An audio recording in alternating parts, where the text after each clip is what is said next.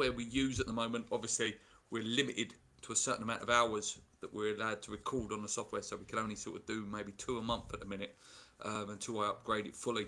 Um, West Ham, mate, you all West Ham up with your jumper on there. Nice one, that one. Really like that one.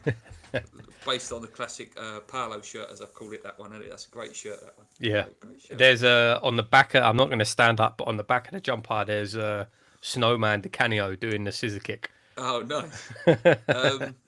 You've done all your Christmas stuff, mate? All sort of ready to go? Mate, for once, I'm good. I'm sorted. Was out today. Wow. Yeah, got the last bits done. I'm good to go, man. Good to go. What about yourself? Yeah, all done, mate. Just had little fights in Costco today because it's absolute madness in there. But just getting the last bits, but all done now, ready to go. Loads of sport, mate, as well, which is always exciting. Darts, obviously, we had the boxing on Saturday. We'll probably talk about that a little bit later. But West Ham, mate, nothing's really got much better, but nothing's got much worse. It was such a weird thing with West Ham at the minute, and I don't know how you feel, mate. I, to me, you know, I said this. I said this on our last podcast. The last podcast we did, I said I don't think it's as bad as people are making out. I still don't think it's as bad as people are making out. I'll be honest. I'm very surprised Lopetegui's still manager. Purely because all the sounds, all the noise coming out, and you know, replacements being spoke to, lined up. Apparently, Potter was ready to go. I'll be honest, mate. I genuinely think Sullivan expected us to lose to Bournemouth, to lose to Brighton, and he'd sack him. I think if we'd have lost the Bournemouth game, he would have gone. Yeah, I think so as well.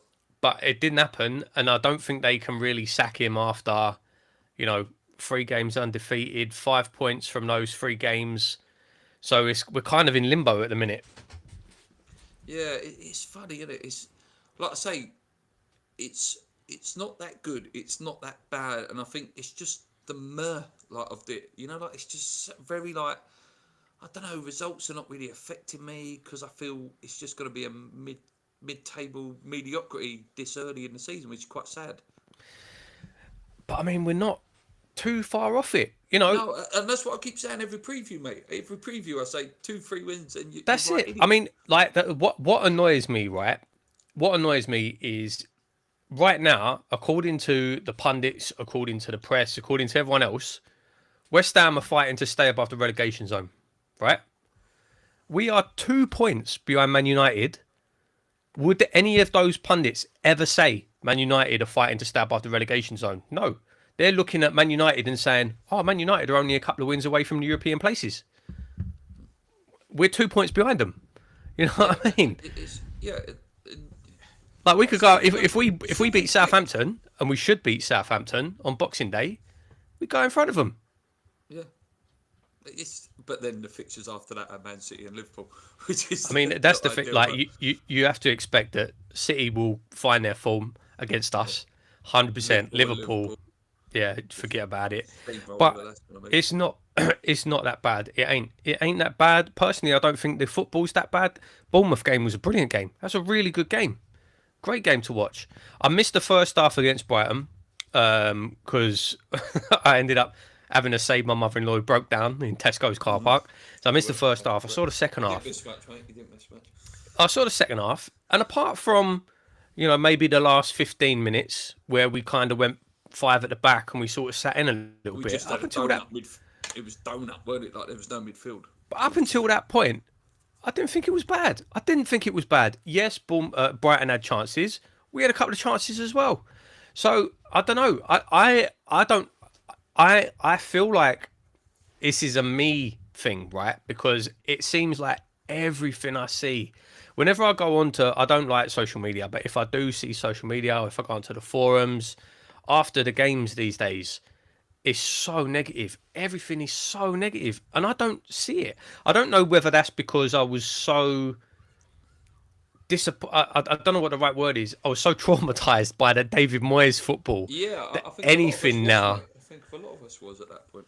But I think because it was so bad, and again, not taking away the trophy and all the rest of it, but you know, the football in the league was atrocious under David Moyes.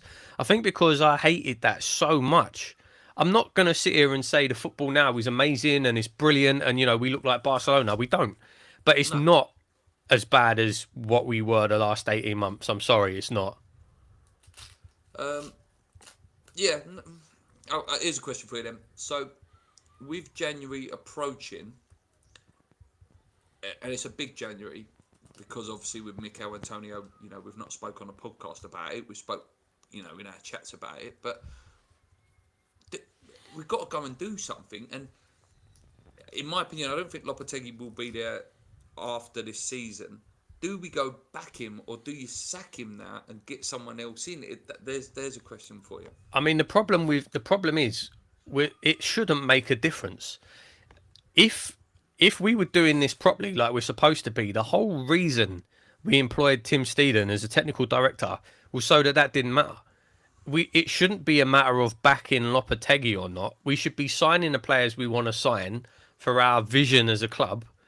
And then if a manager gets changed, it doesn't matter, because you are supposed to employ a manager who has the same ideas and vision. That's what's supposed to happen with a technical director. Obviously, Sullivan can't keep his hands out. Yeah, this is West Ham. Sullivan can't keep his hands out of the pie. And it seems insane to me that, we were supposed to be going towards this model. We brought in Tim Steeden, but apparently Lopetegui had his picks for players.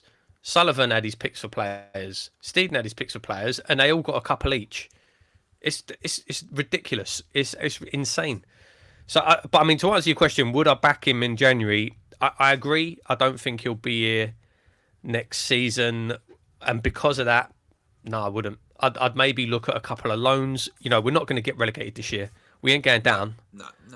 So I'd maybe look at a couple of loans. If there are general, good players that are not necessarily for a certain Lopetegui system or someone else's system, but I wouldn't be saying, there you go, is 50 million, go and buy a few players.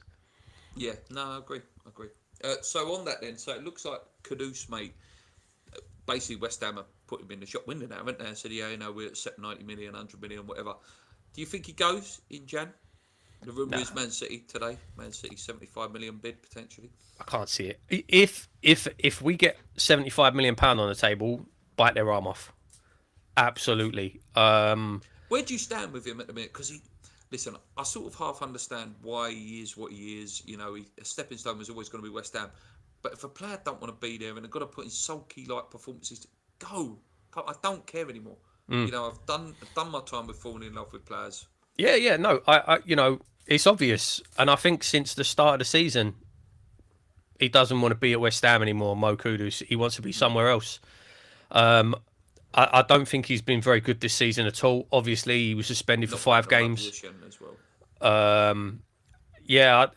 I'd be stunned if we received a bid anywhere near 75, 80, 85 million in January. I'd be amazed. If we did, I would sell him immediately.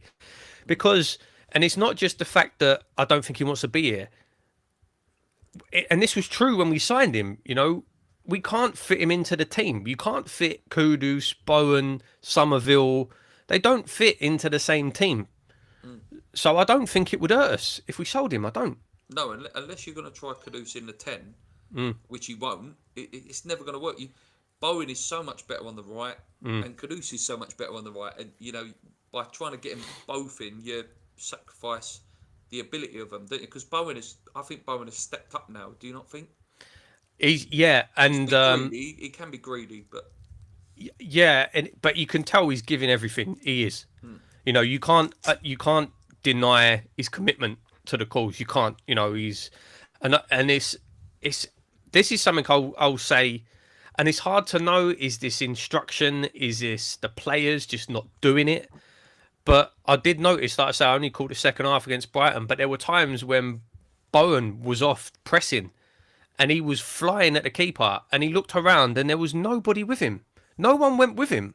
Kudus was just... And I noticed this as well when we were on the break. And it didn't matter what player it was, whether it was Kudus or whether it was Bowen. Most of the time it was Bowen. No one was busting a gut to get up with him. They were just sort of jogging along behind him. And then you had moments where Bowen's sort of looking around like, where is everyone? Am I doing this on my own? Do you know what I mean? Like I say, is that the players not following instructions? Is that the instructions? I don't know. It's weird. You know, there's lots of rumours about. I don't know if you saw, mate. I've seen a few people talking about it after the game.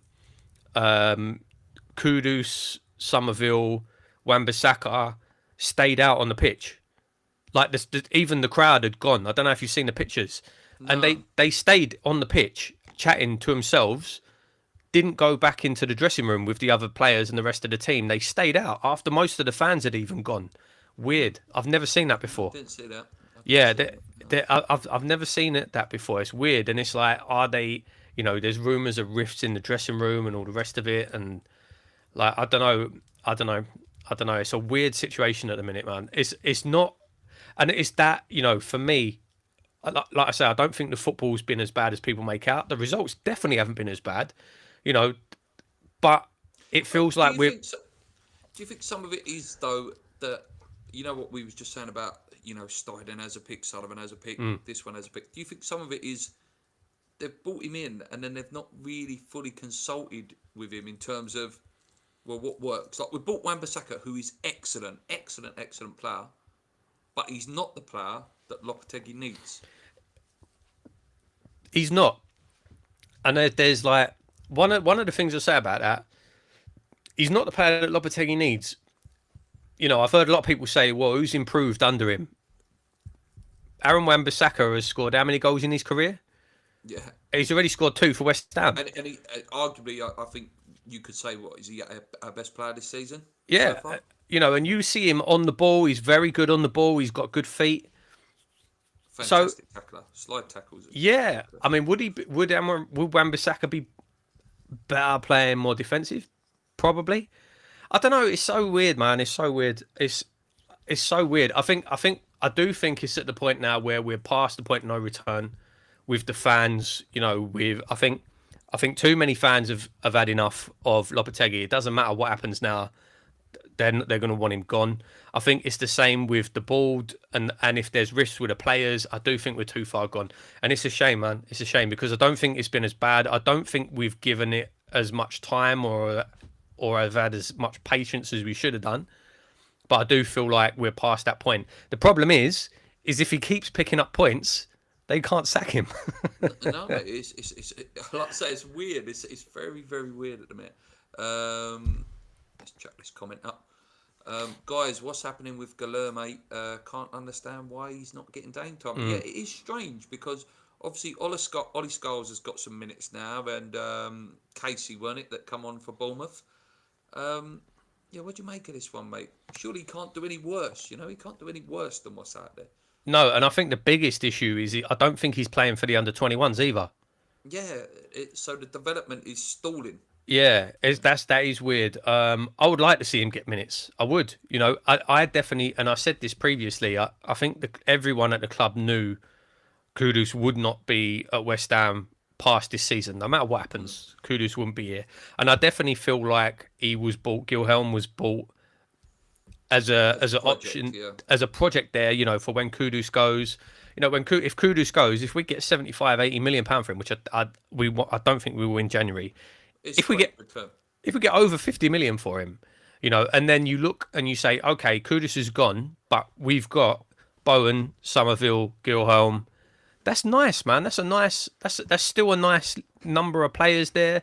And then you can invest that 50, 60, 70 million, whatever it is, into a central midfielder, you know, into a striker.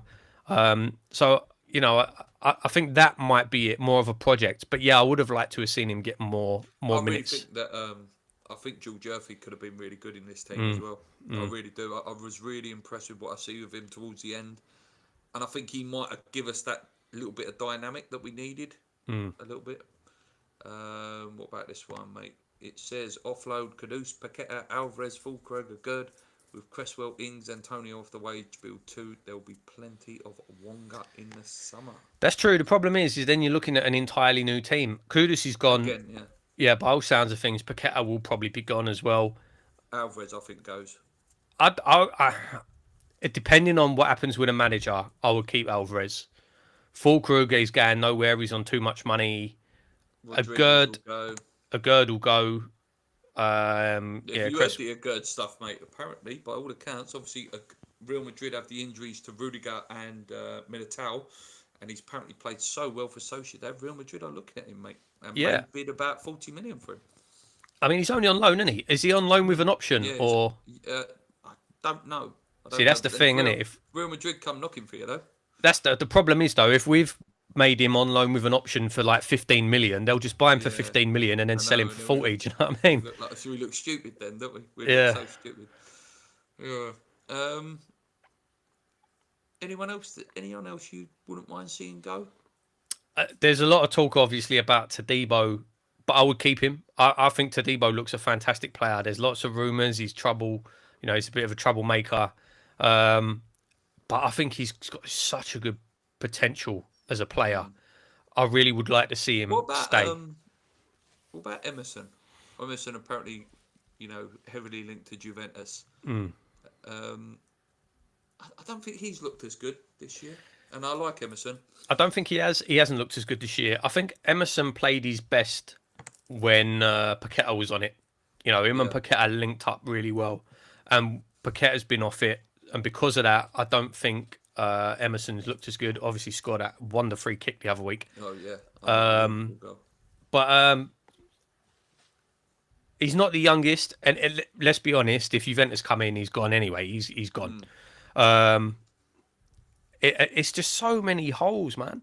Maybe like you say, Scarles is coming through, but obviously, what Potts will come back like. I know you can't obviously play all the kids, but but obviously Cresswell's going as well at the end of the season. So if we lose Cresswell and Emerson, that's another position we need to fill. It's going to be. This is one thing I will say. Where you asked earlier about would I give him money in January.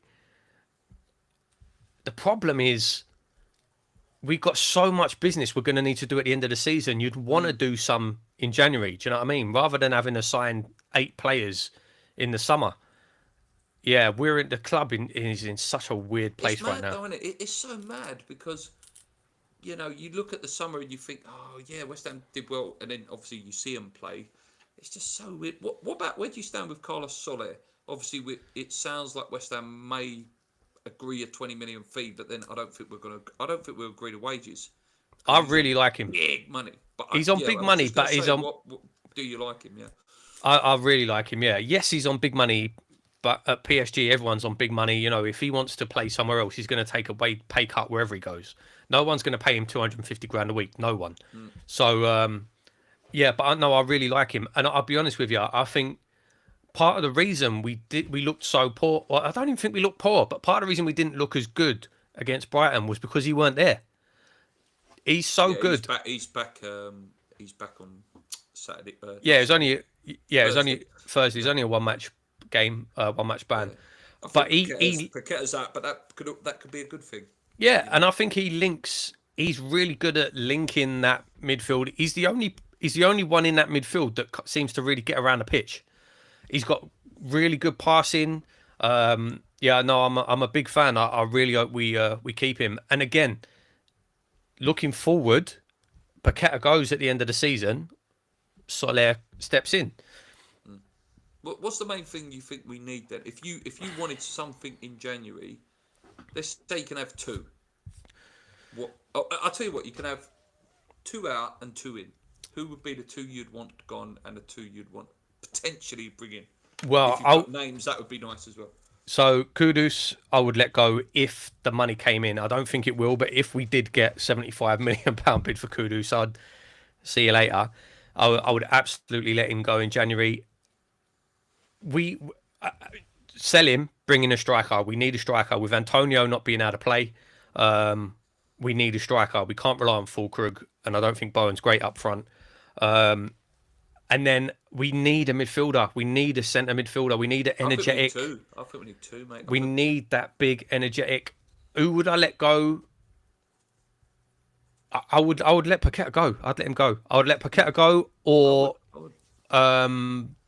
and this is the thing. This is unrealistic because there's nowhere for him to go. No one to buy him. But I'd probably let Rodriguez go as well.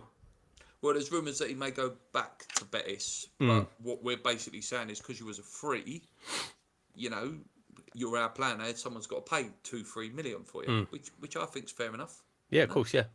Yeah, but yeah, in terms of, like you say, mate, for me the midfield is a big area in the summer. If it's not in Jan, we need two. We need a box to box one, like you say, and then we need someone who can actually just move the ball forward. You know, Soler can't run with the ball. Socek can't run with the ball. There's no one that can run with the ball. And I know we don't like mentioning his name on here, number 41, but we need someone who can pick it up and take the ball 30 yards with him. I looked at Everton's midfield the other day. Morgan Rogers, Onana, Tillemans and McGinn. The balance and, you know, like just the difference. All of them are different, but they complement each other. That's what we haven't got. No, I agree. We absolutely need that player. We absolutely need that player. I think it was very naive. And listen, bringing in Guido Rodriguez, by all accounts, fantastic player previously, really good reputation. Maybe just not suited for the Premier League, you know? Yeah, I think so, mate. So you said strikers, mate. One of the names linked is Evan Ferguson, who come on against us. Obviously, nearly bloody scored as well, didn't he? It was just taken off his head. Do you like him? Have you seen much of him? I haven't seen much of him, no. From what I've seen, yeah, he looks decent. I mean, as far as what we need what we needed in January. In the summer. And again, I've got no problem at all with the Fulkrug signing. No problem. I think he's a good signing, but we needed him in addition to that. Duran, we need that, and Duran, etc. We need that Antonio replacement. We need that pacey, strong, mobile striker. You know, Fulkrug is not that, but he's a great player, fantastic finisher, and he links play really well. It was against Bournemouth? He came on and he made a pass to Kudus, first time, edge of the box, bang, passed it into, like, that pass was phenomenal. Most players wouldn't have even seen that, let alone attempted it. Kudus probably should, that was the attempt Kudus really should have scored. Yeah, I think he's brilliant for that, linking play, but we need that mobile striker as well. We need that pacey mobile striker. Quite mobile, to be fair. I'll tell you who reminds me of Dean Ashton a little bit. When we signed him, but you know that young Dean Ashton, the one that was scoring the goals against Man City, like the lovely goals, if you remember that goal. But he's a big boy as well. He's a big boy. But yeah, again, it's always West Ham striker. He'd come to West Ham and still look bad. You know, mate, West Ham, because we say it all the time, don't we? Mate, West Ham could have signed prime Messi and he wouldn't score. Oh, mate, 100. There's no doubt about it. I was actually literally thinking this morning, you know, if West Ham United had Messi, Neymar, Suarez, they probably would have scored. They would have scored 5 goals between them, and everyone would have been slagging them off. Guaranteed. Yeah. Guaranteed. Yeah. No, I agree, mate. I agree. Stephen says, "What's happened to Jonathan David these days?" I think he's out of contract in the summer. He is. And I think basically he's just waiting for. He will get a very big move with a very big contract, I think. And West Ham could have signed him a couple of years ago and we didn't. Same as the guy at Sporting Lisbon that I think is pronounced Gorkez or something like that. Gorkires, yeah, has been absolutely on fire this season. Electric, big, tall, athletic. Nah, don't want him. Ain't got no Premier League experience. That's so Fulkrug, though, can't move. Does wind me up. So what do you think so far, mate? At the halfway point, it's disappointment, really, isn't it? It is. Yeah. Do you not? I know you say, "Oh, it's not that bad." It is that, but it's not where we should be, and that's not me being entitled. This is really difficult.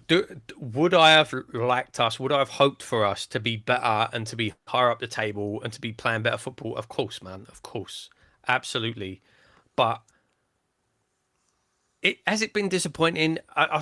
In that respect, yes, it has.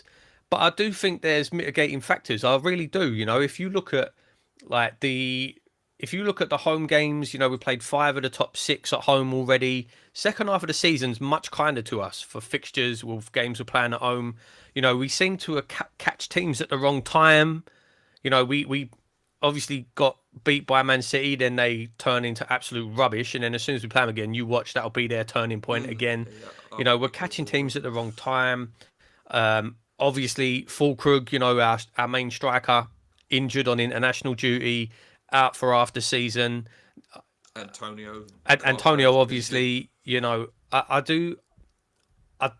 Has it been disappointing? Yes, but I really, really, genuinely don't think it's been as bad as people are making out. I really don't. I really don't. All right, give me 3 positives then. Three positives. Again, this is just me. Me personally, I'm absolutely enjoying watching the games more. You know, have we been dynamic? No, but you can see what the plan is. We're moving the ball better. We're keeping possession more. We're not.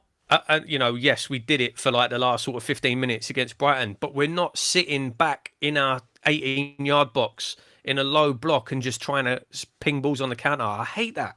Hated that. We're not waiting for the other team to score.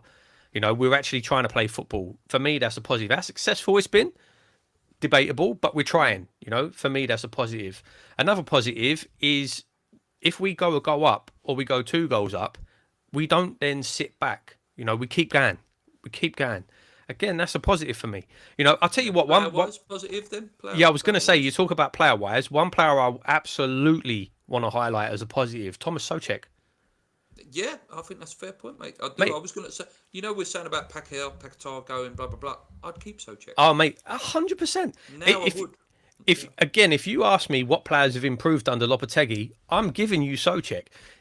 At the start of this season, we said it. Everyone said it. Soucek is not a Lopetegui player. He can't pass. He can't carry the ball. Can't do anything. This season, in this first half of the season, mate, Soucek's doing one-touch passes. He's doing pings around the corner. Like he's playing balls that you never would have seen him play before. So yeah, 100%. I think Soucek has been fantastic this season. He's been so important to us as well. In both boxes, and he's actually starting to play football a little bit in the middle. Stan, right? This is genuine question, right? It's all well and good losing to the alleged top teams, but it's how we lose and roll over. Who have we rolled over against? Chelsea was a bad game, right? Leicester. Did we roll over against Leicester? 3-1. Yeah, we lost 3-1, but did we roll over against them? Tottenham. 4-1. How many teams have Tottenham put 4 past this season? Yeah, but we rolled over though. I don't think we did. The Tottenham game, right? It was bad, but it was bad for 15 minutes. Trying to think of some other ones. I can't remember the results off the top. Like I say, Tottenham was bad, but it was bad for 15 minutes. Against Arsenal, no, we didn't. We didn't. That's I'll give you 100%. I'll give you Chelsea 100%. I'll give you Chelsea. That was awful. That was the worst this season I've seen. Chelsea was awful. Like I say, I don't really agree with Spurs because for me that was a bad sort of 15 minutes. And yeah, okay, if you want to say on Saturday we sat back again, I'll give you that. We did. We did. We sat back in the last sort of 10, 15 minutes. But I don't think it's fair to say we've just been rolling over. I think if anything, it's been the opposite. I think we have been going for it. If anything, that's been leaving us a bit more open. Yeah, I'll give you that. I think it's a lot of it is our defensive frailties have led to a lot of the goals rather than just a roll over. I will give you that actually. Yeah, I'll give you that. Liverpool at home will tell us. Liverpool will tell us nothing. No, that's going to be an absolute bloody hiding. That is. Not looking forward to that at all. Yeah. Any other players, mate? I know a couple of people have mentioned Wan-Bissaka there. I think he's been excellent. Yeah. And I really like Jimmy as well. I do like Jimmy. I like Somerville. He's got a bit of the Ben Ramas about him for me.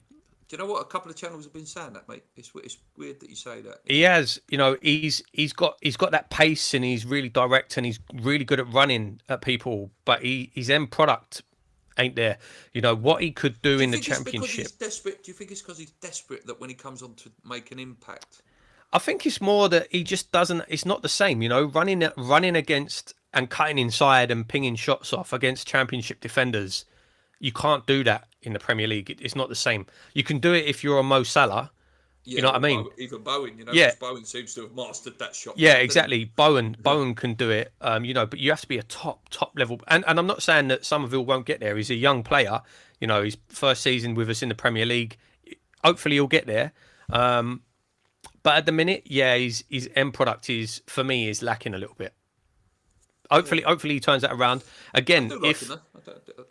if Kudus goes, I say if, it's a matter of when Kudus goes, whether it's in January or at the end of the season. I think then again we're going to see Somerville play more Bowen on the right, Somerville on the left, and then hopefully we'll see him come on more. Yeah, lot of promise, but he's still got a lot to do. Sorry, this comment did make me laugh. Surely we beat Liverpool, guys. Yeah, easy, He mate. ain't got a clue about subs, that's for sure. It's Yeah, again, he ain't got. When you say he ain't got a clue about subs, some of the subs he makes are kind of strange. But again, I think we were so used to David Moyes over the last however many years not making any subs. Moyes never made subs, and if he did, they all came on like the 75th minute. It made me make one or two. If and I'm not saying that this is a good thing or a bad thing, but if you look at his career, Lopetegui has always used all of his subs. I think if you actually looked at his time at Wolves, the majority of his subs came at half time.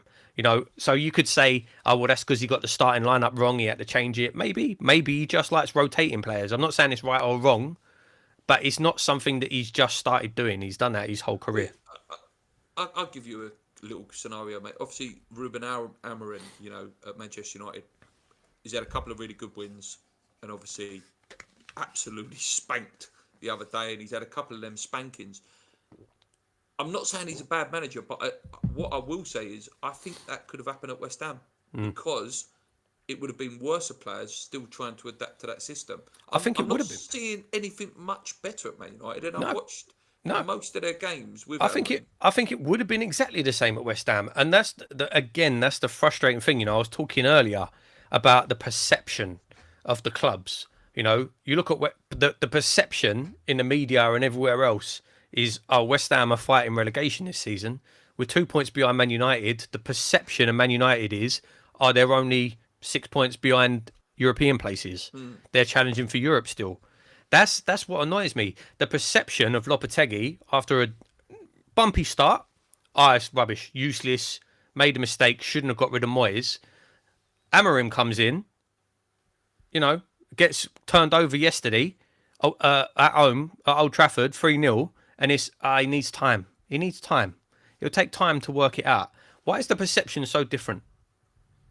Yeah, no, and like I say, I haven't seen much different in their teams. I agree with that comment. And I just want to say as well, because I know I'm coming across as very defensive, and I've said this earlier on, just for anyone who's just joined us who missed it. I do think Lopetegui should go. I do. I don't think he should stay. Again, if Potter's available, me personally, if I was in charge, I would have sacked him and brought in Potter. I still would. I'm not saying I think Lopetegui's the answer and we need to give him time and he's going to get us in the top four. I'm not saying that. I'm just saying it's not been as bad as this made out to be. Because we've not actually had it on film, mate. I know we've discussed it, thingy. What do you make of the stuff then that Allegri has basically lined up for the summer? Nah. And what's your opinions on him? I hope not. Mate, you got your Italian background and stuff like that. And, Italian and Juventus. He's a legend coach. He is, but he would be a disaster. He would be an absolute disaster. He really would. If sorry, I'm shifting myself around here. If people complained about David Moyes being pragmatic, Allegri's on another level. It's weird because he had his massive success when he first went to Juventus. Amazing, did everything brilliant, won everything there was to win. Incredible record as a coach. He was playing decent football. And then when he came back the second time, it was a disaster. It was an absolute disaster. And he was being caned by the players by the supporters for not, for being so pragmatic and for not using the players in the right way. Strange. And that's very strange for Italian football, where they pride themselves on the 1-0. So yeah. For them to be saying the negativity. I think that's the thing though. That was true in the 90s in Italian football, the defend, and this is the thing as well, yes, when he was doing amazing, he had one of the best defenses football has ever seen. You know, you're playing And three at best the back. goalkeeper and one of the best Yeah, goalkeepers you're ever as playing well. three at the back, and you've got Buffon in goal, and then you've got Bonucci, Chiellini, and Barzagli. Yeah, you can do that. Come to West Ham and try doing that with Mavropanos, Kilman, and Todibo with Fabianski in goal. It would be a disaster. It would be a disaster. So listen, legend of a coach. It wouldn't work. It would not work. It wouldn't. It wouldn't. So you don't want him. So you don't. No. Someone supports you here, mate. I think Paul's spot on. I'm glad someone has said it. As a non-West Ham fan who has a soft spot for West Ham, it's a shame how fickle fan base is. Giving time, trust me, I'm a Watford fan. And you look at the Watford turnover, for managers, yeah. Obviously, you've had. They did have Slav. Did they have Slav Watford? Bilic went to them, didn't he? Yeah, Bilic went to them. Yeah. He looked decent. I don't know who that is. So is that Guilherme or? Just noticed another team, Southampton, appointed a new manager before we played them. Yeah, and look at Van Nistelrooy now. Leicester's just gone. They've gone, haven't they? That's the thing. Like you worry about the new manager bounce. To be fair, the guy who Southampton appointed is a disaster. I can't believe they appointed him. You know, like he lasted less than 6 months at Roma.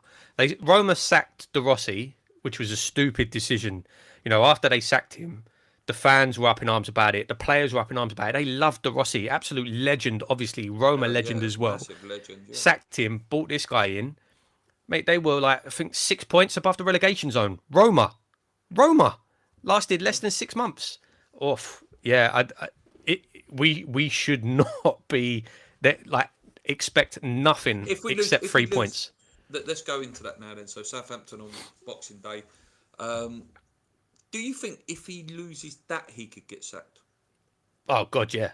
Mate, if he loses that, he deserves to be sacked. If he loses that, he deserves to be sacked. Absolutely no doubt about it. You know, we should be looking at that as nothing less than 3 points.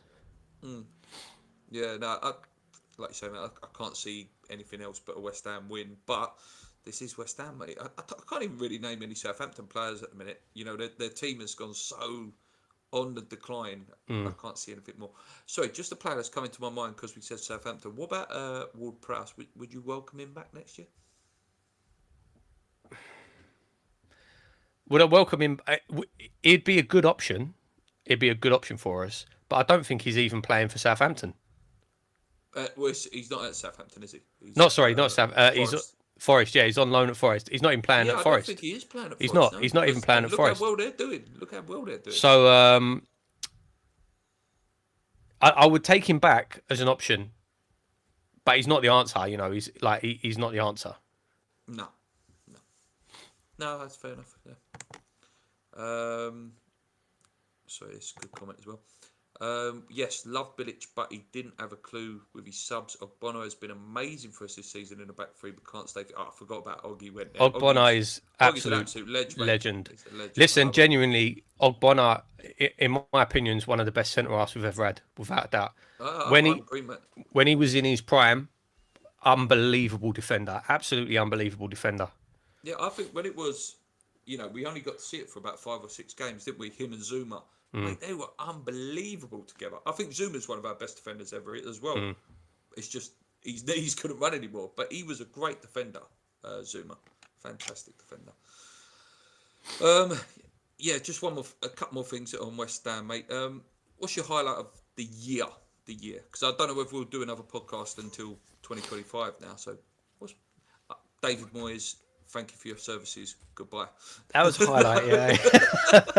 Yeah, listen, and again, taking nothing away, he won us a trophy. You know, said it before. I was there. I was in Prague. I was behind the goal. Incredible moment. I'll never ever forget. But it was time to go. It was time to go.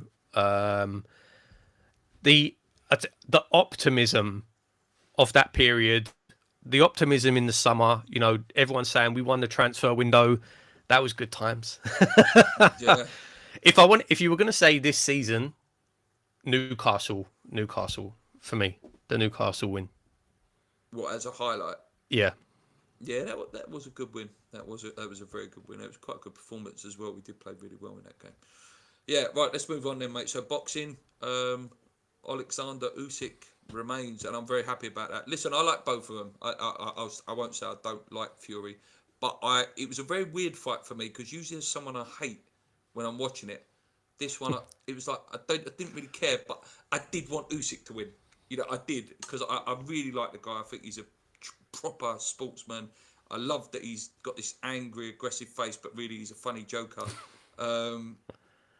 It wasn't a great fight. I thought it was a brilliant fight. No, I thought the first fight was better. The first fight had the bigger moments. First fight had bigger moments, but I think as a boxing spectacle, I thought that was a brilliant edgy. fight. Yeah, it was edgy. It was, at any point you're thinking, oh, the rounds were quite tough to call. Even though I do think Usyk won it by 4 rounds, maybe 5. Yeah. What did you make of Fury's performance then? I know you're not the biggest fan, but I thought he was brilliant. That's the best Fury you're gonna get. I thought he was brilliant. And I don't like Tyson Fury. I can't stand him. I've never liked him. But you can't deny, his talent as a boxer. And I think he was brilliant. I don't think I've seen him better than that. I think that's the best I've ever seen him. I don't personally think he can be better than that. And he just can't, and he never will beat Usyk. He just can't. I think that's the best he's ever going to be, and he couldn't get it done. Like you, mate, I had it very even the first half of the fight. I had it 3 rounds each after 6 rounds, but then Usyk just walked away with it. He was just moving that money. Yeah, but 2 questions for you. Do you think Usyk will fight again? And where does Usyk now have an argument to be in that GOAT conversation in terms of top 5? Easily. Undisputed at cruiserweight, undisputed at heavyweight. He's fought everyone. Of course, he can't not be in that conversation. He can't not be in that conversation. He's phenomenal, absolutely phenomenal. Do I think he'll fight again? Yeah, I do. I think he loves the Bois fight. I think he loves boxing too much. I think if he fights, and listen, we say this: if he fights Dubois, Parker's a tough fight for Dubois. Parker's a tough fight. That's not a gimme. I think the AJ win would have given him so much confidence. Yeah, like that was annihilation. It's still a tough fight, and I don't know. That Dubois, the Dubois that beat AJ. He came out and was relentless against AJ, and I don't think it was a good AJ. I don't know. It'd be interesting. It'd be a good fight. I'm looking forward to the Parker fight, but assuming he gets through it, I think he'll take the rematch with Usyk. I think Usyk beats him again easily, and then in my opinion, Usyk might as well retire because what else has he got left to do? Don't get me started on this, mate. Tyson Fury is not an all-time great. He's not. No, he's not. And I like Tyson, but he's not. He beat Deontay Wilder, who's got exposed. As just a big puncher. I'll give him the Klitschko fight. I will give him that Klitschko fight because that was prime Klitschko. That wasn't, although AJ knocked him out, he was already softened up from the Fury fight. So, sorry, man, don't want to interrupt. So, yeah, again, like he beat Wilder, and like you say, Wilder can't box. He's just a big puncher, and like you say, exposed since. Terrible fighter. Yeah. Massively protected as well, Deontay Wilder. So, Klitschko, yeah, that win was a good win, but then he ducked the rematch. Yeah. Well, he had 3 years off, didn't he, or whatever it was, 2 years off. Yeah. So, and he popped as well, didn't he? That's the thing. He popped, and then he had a nervous breakdown or whatever, which just so happened to be exactly the same length as a 24-month potential ban, and then he came back. Yeah. No, 100%, mate. I don't think he is. Uzi fought. He didn't even clean out his own division. He fought 3 times. Dylan White, Povetkin. Nah, it's not there, man. It's not there. Not for me. It's not there. Not there. Even if he lost to Usyk twice, no shame in that. But Uzi fought. Uzi beat. Do you still want to see the AJ fight? I do. Yeah, I do. I think that they should both take that fight. I think that should be Like Fury's the Khan Brook, like Khan Brook fight in the end, that both retirement fight for him. Yeah, 100%. I agree. Yeah, yeah, definitely. And listen, I still love to see it.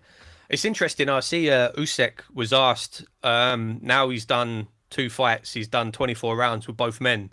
He thinks AJ would take it. I don't see it. I don't, and I know you flip flop.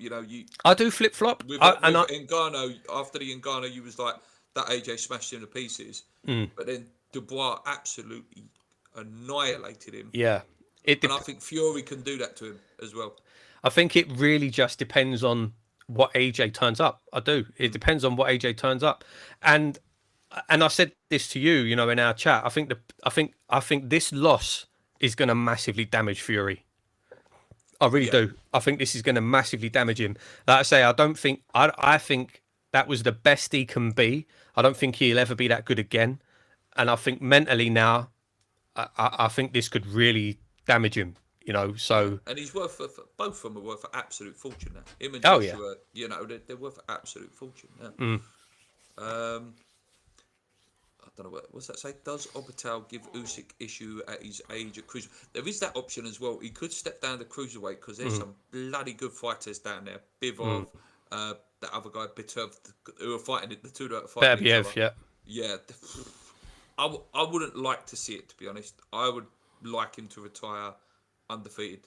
Yeah, I agree with that. Really secure that legacy. I agree with that. These new young boys, they're hungry, they're angry. Stay away from them. And I think that's the thing, that's stay away from these young fighters. Yeah, and you're right, man. That's the thing as well. That age, you have to take that age into account as well. Yeah, no, I agree completely. What fight would you like to see the most next year? If you could pick 2 people you would like to see go, I know what mine is. It has to happen. It's Conor Benn versus. Yeah, Ben Eubank. Yeah, it has to be. That's what I want to see. Is there any others? Is there any others you would like to see? I do want to see AJ Fury. I want to see AJ Fury. Oh yeah, obviously that as well. Yeah. I think if there's anyone else I'd love to see. Yeah, they're not the same weight, are they? Crawford and Canelo. I wouldn't mind seeing that if they were the same weight. I think that would be a good fight. That. But yeah, it's a good time for boxing. With you have to give credit to the Saudis. They're making fights happen we never thought would. You got to say, mate, they put the money on the table. These fights are getting made, aren't they? And it's brilliant. It's brilliant for us as fans. The best, like you wouldn't have got Usyk Fury in the ring 6 years ago. I said it the other day, actually, in my review. I said, what the sad thing is that if this Turk guy, I can never pronounce his last name, was around 10, 15 years ago, you would have got Pacquiao Mayweather in the ring at the right time. And that's the sad thing of it, isn't it? Yeah. Last thing. What do you want from West Ham, mate? New Year's wish for West Ham 2025. I want us to sign a striker, sign a midfielder. Do you know what? My genuine wish, mate, and like I say, I've said over the show, I do think Lopetegui should go. But if it becomes clear he's not going to go, I just want the negativity to stop, man. What about Rashford on loan? Just as that one on film, would you take or not take? I mean, I like him. He's a brilliant player. No, I wouldn't. I'll be honest, I wouldn't. We're not in the right state at the minute. We're not. If we were flying, then I'd say, yeah, bring him in. He could have that Lingard effect. But where we are at this moment in time, no, I don't think it will work out. We've got 3 minutes left. Final little bit of fun. What is the greatest Christmas film of all time? Oh man, quite a bit of fun. Good question. I know, like the greatest Christmas film of all time. I'm going to say Home Alone. Yeah, no, I think that's the greatest family film of all time as well, mate. Not just Christmas film. I think it's the greatest family film ever made. But what's your favourite? It's probably the same as mine. Yeah, I love Scrooged. Yeah, no, mate. We're a bit, mate. We're massive Bill Murray fans. I've got to finish it off. Actually, I only watched the first hour last night. Got to watch the second hour tonight. Yeah, Scrooge is brilliant. I just love that film. I do like Elf as well. Elf is good. Oh, that's brilliant. Good Will Ferrell comedy. I'm quite sad. I like Muppets Christmas Carol as well. That's my wife's favourite. That's my wife's favourite Christmas film. Yeah. Yeah, I do like that film. I used to love it as a kid. Yeah. Right, we're going to leave it there, guys. Thank you so much if you have watched live. Please keep subscribing. The subscribers keep floating up and down. You know, it is what it is. I think YouTube do this thing where they go through who's actually on and then they delete accounts. I think that happens quite common. But yeah, have a great Christmas, guys. Don't drink too much. Open your presents. Don't eat loads of food. Have fun. Don't row with your relatives and stuff like that. Have a good New Year. I'll be back for a preview for the Southampton game probably tomorrow, and then a review on Boxing Day. And then me and Paul will get together again just after the New Year for our 40th year, mate, on planet Earth. 40 years old we are in a few weeks' time. Getting on, mate. We're getting on. Right, guys. See you later. Come on, you irons. Keep believing. Let's go. Thanks, guys. Merry Christmas.